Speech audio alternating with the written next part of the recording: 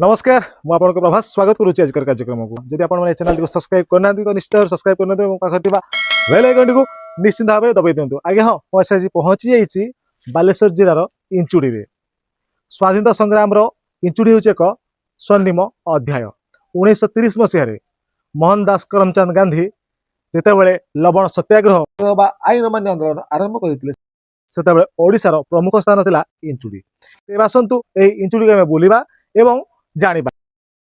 भारत स्वाधीनता संग्राम अन्यतम प्रमुख घटना लवण सत्याग्रह 1930 मसीहा मार्च 12 तारिख रे गुजरात राज्यर समुद्र तटवर्ती ग्राम दांडी को पदयात्रा आरंभ होइतिला।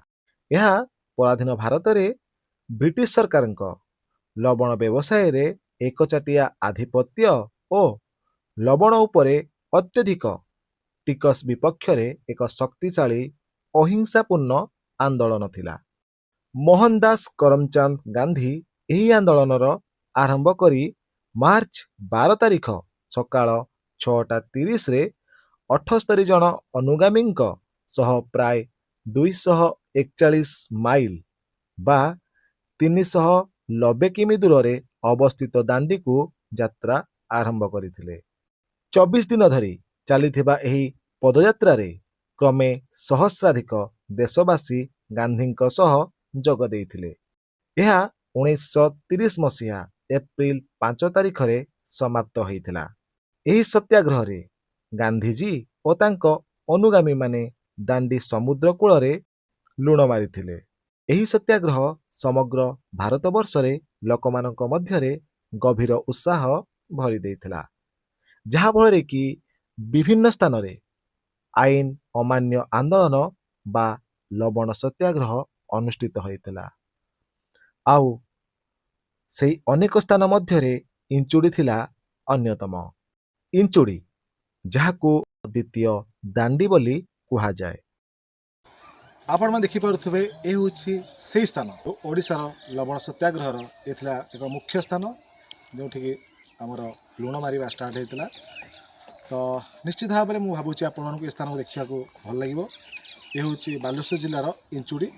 आठ देखिए आप गांधीजी प्रतिमूर्ति रही जो लवण सत्याग्रह स्मृति स्तंभ रही।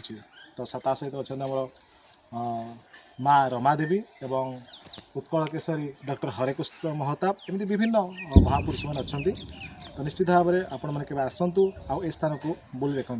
तेज आसतु एवं आम जा जो समुद्रटी एक नई जगह आसीथिला से समुद्र को आम देखा केमिति लुण मरा जाउछि देखा।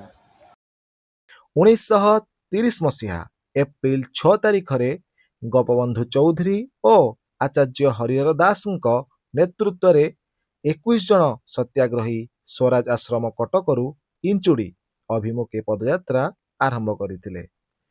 लवण आईन भंग पथ मध्य गोपबंधु चौधरी गिरफ होगा पर आचार्य हरिहर दास यही पदयात्रार नेतृत्व नहीं।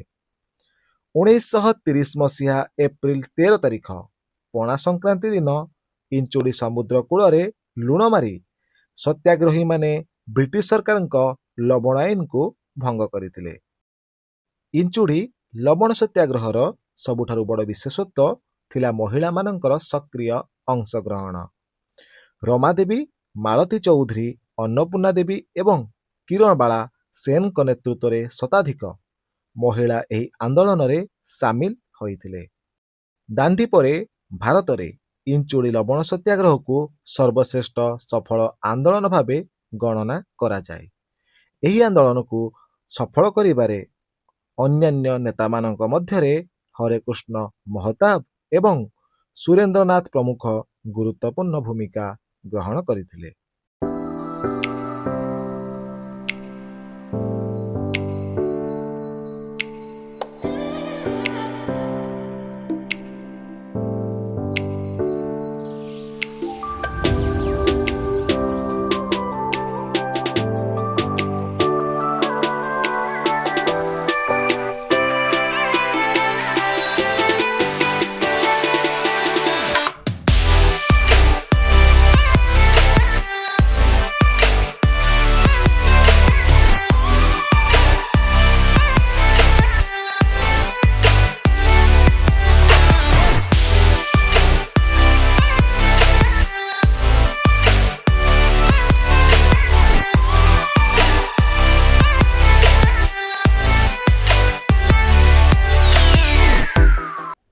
आपण मानक मु किछ समय पूर्व देखौथली गांधीजी स्मृतिस्तंभ आबे आम आसी पहुंच जाऊँ जो इंचुड़ी रे समुद्र रही लोकों कहवा अनुसार यही समुद्र एक नदी जगे पानी जाऊला से पाखक एक नई अच्छी जो आसी लुण मारी तो आसतु एम आम आहरी भितर को जीवु एवं आपण को देखू।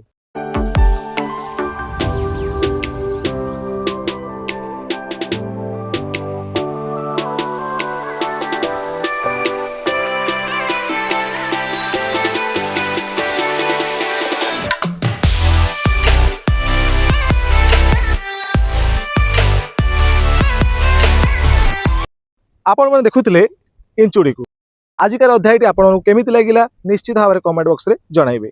जदि आपण मैंने चैनल टी को सब्सक्राइब करना तो निश्चित भाव सब्सक्राइब करनियंतु एवं पाखर थिबा बेल आइकन टी को निश्चित भाव में दबाई दियंतु जहाँ फल कि एमिति स्थान ऐतिहासिक घटना एवं ऐतिहासिक स्थान एवं कार्यक्रम संपर्क में आपण मानक खूब कम समय जणाई पारिबी।